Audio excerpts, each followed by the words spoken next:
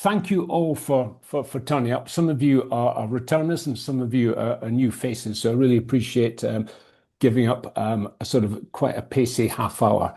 And the plan is to do about 20 minutes of me on transmit and then 10 minutes of Q&A. And this is the second in a series of 5 webinars about team effectiveness. Last month, we did a piece around the importance of context and looking at now, next, after next, and looking at the wider environment. Because as teams or in organizations, we all sit within this soup of stuff that's happening outside our boundaries or what we think are boundaries. So that was last month. And today we're just going to talk about foundations. A quick bit about my credentials in a sense. I've been at this for 40 plus years now. Mountain rescue, rock band. I was in the military for 30 years. Since leaving, I've led it, exec, non-exec, and chair levels across private, public, and not-for-profit sectors. So I come from a practitioner's point of view. The company that I now founded has lots of other people in it, psychologists, murder detectives, improvisation performers, people who come from different perspectives and from whom I've learned a lot as well. So that's the credential piece. The other final bit really is a lot of our work is endorsed by the Institute for Leadership. So big companies looking for a badge of quality, as it were, we can present that. So that's the credentials bit. The thing, I'm just going to run through some of the stuff we did last time just to position it. Teams as complex adaptive systems, without going into too much theory, they're a bloody mess, okay? Those of you who've come from a team environment or are currently in a team environment, it's complicated, it's messy. They are not treatable by saying, here's a diagram, because that is just a window into what teams are. So the idea is that models and frameworks aren't reality. Models, in a sense, try to predict how a thing works, and framework acts as a sort of architecture of things that you might want to pay attention to. So what I'm going to go through is more of a framework, although we can interpret it slightly in a model sense. But they're not reality. They're just a way into understanding a very difficult space. The other thing just want to set out is that quite a lot of teams and organizations focus on behaviors, and they'll bring in a psychometric tool, play around with that. Everybody realizes they're different, and then nothing actually changes. Now, behaviors, in a sense, are reactions, so unthought reactions or mindful responses to the environment that people find themselves in.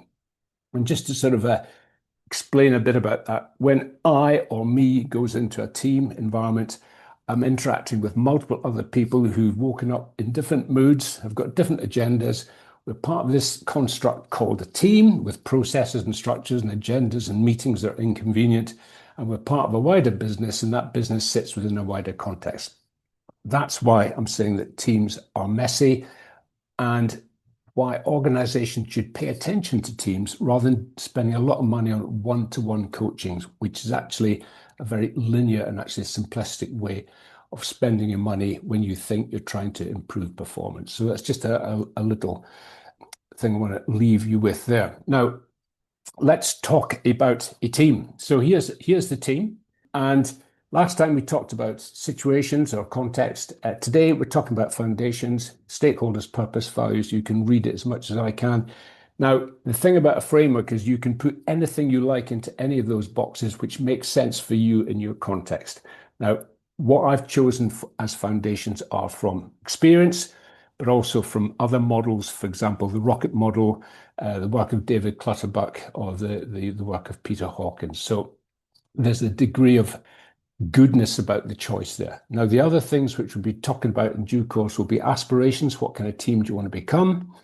What your goals are, development, roadmaps, etc. And then the bit that everyone experiences on a day-to-day basis is operations. And we'll be spending, obviously, one of the webinars looking at that. And then finally, integrations. Teams are not self-licking lollipops on their own. They're part of an organizational value chain. They have to interact with other teams, sometimes with partners across the organizational boundaries. So that sets the scene for today. So foundations, that's what we're going to look at very quickly now. So, stakeholders, this can be quite boring for some people, but absolutely essential, and that's why we put them in the foundation bracket. Who actually brought your team into being? Now, quite often we will join a team and it's been up and running for several months or several years, but actually somebody somewhere actually owns the team. Unless, of course, you're a startup, you're an entrepreneur, and actually it all started with you. But ultimately, you may be working to a board, you're working to investors, but actually just think about who actually commissioned this team that I'm part of. And then there are different ways of working out how to communicate with stakeholders. I think some of these are probably well known already. So RACI, so this is the business of who is responsible for doing the work, who is accountable, and who are you going to consult with, and who needs to be informed. And this will change depending on the project, depending on the context, etc., etc. But often there's a confusion around responsible and accountable. So if you're the team leader and you're asking colleagues to get some work done, they will be responsible for doing the work, but success or failure actually rests at your door. So that's the differentiation there. Now, IAP2, just for those perhaps a little less familiar, this is the International Association for Public Participation. So this is what it's an international organization that encourages this process for engaging with the public, in a sense. One of the jobs we've had recently has been an interesting one in the sense that the team knew that it had to serve other people. It knew that it had some governance over it, but the team leader and the team colleagues weren't really sure what these people wanted. And the whole business of stakeholder engagement is, yes, you are serving people. You need to maintain that conversation on a regular basis so that everyone is on the same page in terms of what's expected, what's deliverable. Now, those of you who come from a project management background will know this in spades. This is one of the first things that you really get on top of. Purpose, this is another killer. Again, another team. They were not clear about the purpose. They weren't clear about what the commissioning stakeholder wanted from the team. They had about 5 different versions of what they thought they were established to do. Consequently, meetings rattled a bit. They were inefficient. Resentment started to take root because for some colleagues, it was a 2-hour, 4-hour return journey to attend meetings which they felt were not delivering value. So there's something here about being really clear about what the purpose of the team is. And again, this is about a set of words that are inspiring yet executable. So keep it real. So be very clear about team purpose. Values, they get a bad rap in the sense that you will have values happening in your team and organization, whatever you do. Okay, so there's some real values already in play. And you'll get organizations that will come up with a set of values, they'll stick it on mouse mats or on the notice board, and nothing really changes. Now, one of the things that we encourage clients to do is actually bring those values alive with a narrative. Okay, perhaps each department needs to interpret those values in a way that anybody in that team or department can actually say, this is how we behave. Okay, so it's translating values into behaviors. And the values need to be able to guide decisions and energize the desired behaviors. And of course, as leaders, we need to actually model this and call stuff out when actually things are going off track a bit. And again, another team, they were very good. They'd written it all down. They'd had workshops, but the leadership, in fact, the colleagues were timid in the respect that they would walk past things that really needed to be called out. So again, there's a whole leadership piece that we'll come on to shortly. This is a couple of examples of how some organizations have approached the values and behaviors piece. So on the left, they've started with, this is what we're doing. This is the strategy. This is how the values are going to help us do that. And this is how the values get interpreted into green behaviors, desired behaviors, and the red behaviors that we don't want to actually promote in our team. So this is quite a useful, explicit way of approaching the whole values behaviors piece. another organization. This is a scaling company, a very fast scaling company. Their values changing very slightly almost every year as they become clearer and clearer about their next surge of growth. So in a sense for them, values were an opening gambit and they've become refined as the company has grown. And this is over a space of 3 years. So this is quite different from an established enterprise of maybe several decades. So that's the values behaviors piece. Now, safety, empowerment, and accountability, we've included in foundations. Psychological safety is a really interesting place at the moment. There is a sense in some quarters, that, the way I read it, that it's about being comfy.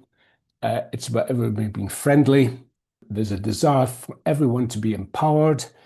And the word accountability often doesn't crop up.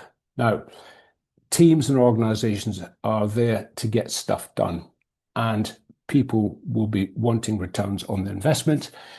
People will want to see progress. So accountability has definitely got to be in the mix here. Let me just move this one on. Here's one way that one writer has demonstrated psychological safety, being, feeling included, all the way up to feeling safe about operating outside the team boundaries with, team representing the team. Now, the thing which I'm sure all of you or most of you have come across is that everybody in your team or organization will be at a different point on that step way in different circumstances with different people. You maybe come across those difficult conversations with one colleague or one boss or one supplier. The next minute you have a conversation with somebody else and it's far freer, it's far easier, it's far more powerful. So this ladder can be quite a useful reminder that we are in every moment, in every conversation, perhaps in a different space, and we perhaps need help to move up it. So just summarize some of those points. Safety is not cozy, nor is it a shield from accountability. And I think that's the big thing that I would leave you from certainly my experience and from doing the reading. It's not just about being cozy. It's actually a place where we can have really tough conversations in a way that respects one another, but it actually moves the team or the organization forward. How much empowerment can colleagues handle? Everyone's talking about empowerment and how this is the root of innovation and we should let go. Well, actually, some colleagues don't want empowerment. Certainly in my experience, some people want a nice, tidy portfolio, bounded and with expectations set around objectives or goals. And that's absolutely fine. But this blanket drive to empower everybody can hold a lot of risk because some people don't want it. Some people can't handle it. And that includes the leader, because actually how much of everyone else's empowerment can you as a team leader handle?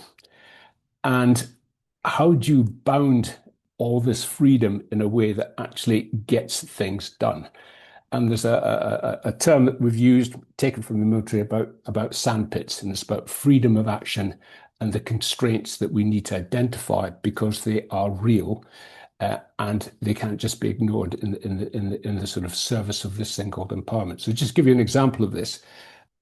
The size of the sandpit, in a sense, is the freedom of action. It's where people can play and innovate and come up with new ideas. Now, there'll be some times when actually those boundaries are so close that there's very little freedom of action, and other times when they can be relaxed. So as a team leader or organizational boss, departmental head, it's being continuously aware of how much freedom of action is appropriate right now, given the people we have and the constraints that are in play. So this is a really important takeaway. Energy and wellness, we put this in the foundations because if you're running on empty, your team falls apart and your business falls apart. And a couple of interesting quotes here.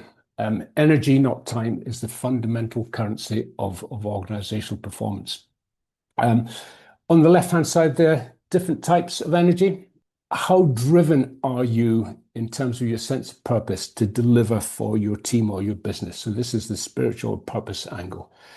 All the way down to physical. Are you well enough to drive that purpose? How are you looking after yourself? Are you taking time off? Have you other activities? And I think talking to Fraser before we came on, he's had a brilliantly 4 weeks off, which he can do, trusting the team and recharging himself. So there's a big thing around energy and wellness.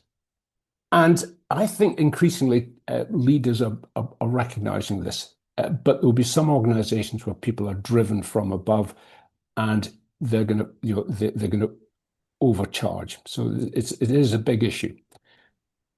So as leaders, we actually create the conditions for people to be well or not.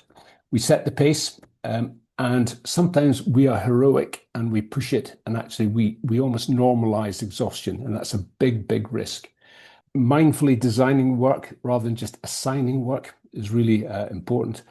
And periods of recovery and renewal. So back to the scaling company I was talking about, they've clearly identified periods where the growth curve sort of slows down and they've got a bit of a plateau before they recharge for the next one. So this is a fantastic recovery and renewal approach by that team.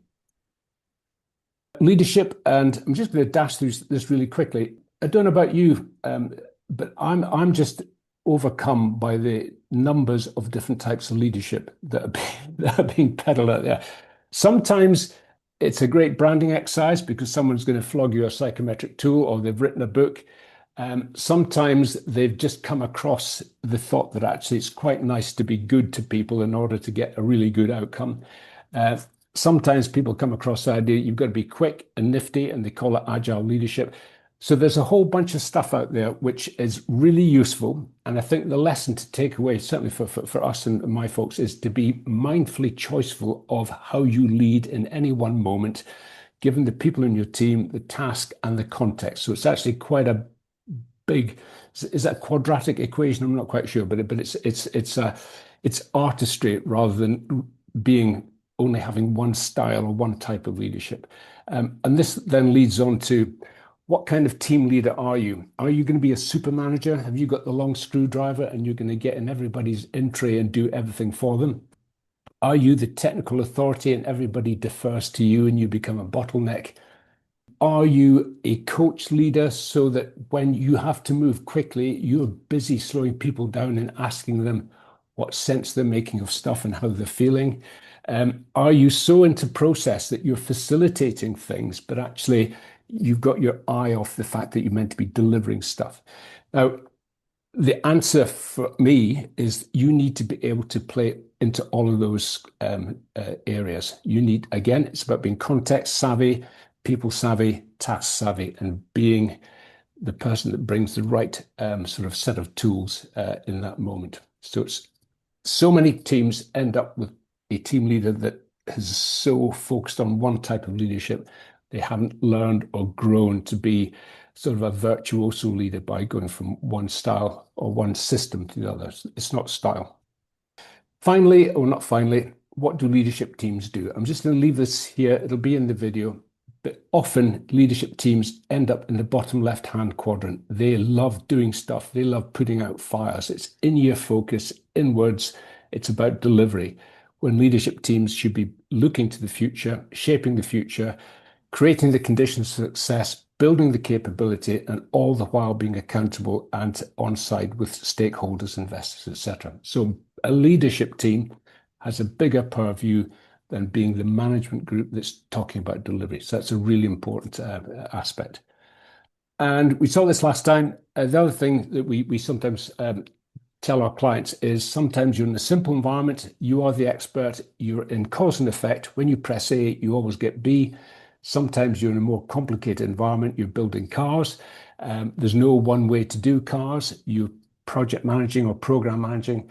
You're in a complex environment when actually you don't know the answer, but you know which questions for people to go and find the answers to. You don't know how the story ends. So the chaotic environment is actually, it's unknowable. We just give our best shot and we try and recover our position into perhaps a complex environment or a complicated environment and work our way back to creating a simple environment. And these are the different types of leadership: teaching, facilitating, exploring, or controlling. And yeah, that's the wee arrow of the cycle shown there. So wrapping up, so what? Poor foundations end up giving you a ton of avoidable risk. And this is such an easy fix for teams to do. Just pay attention to some of the foundation things we've covered. And local risk, an organization can perhaps handle that. But if as an organization, you're not paying attention to team effectiveness, how many other teams are suboptimal because they're not paying attention to foundations? So you could end up having a major systemic risk that really bugs around with your friction, loss of agility. It impacts on safety, big one, impacts your brand, cost, and productivity, etc. So the now what is invest effort in building solid foundations, and hopefully having given you some things to look at. Some of those are really quick fixes. For example, get clear about your purpose. In the military, we talked about being clear about mission, about the primacy of the mission, and that drove everything else. Once you're clear about that, you know what kind of meetings you want to have, you know what the agenda items need to be, you know who needs to be in the conversation and who doesn't need to be in the conversation. So getting your purpose very clear and clear with all your stakeholders, super important. Next month, we're going to look at aspirations. And the month after that, we're looking at operations. And then finally, in April, we're going to finish off with integrations. Okay, well, thank you so much, everybody. Really, really value your attendance and contribution. We'll send you out the videos. And there's all the details if you want to get in touch, LinkedIn, etc., etc. Thank you. Sure. Okay, cheerio, bye then.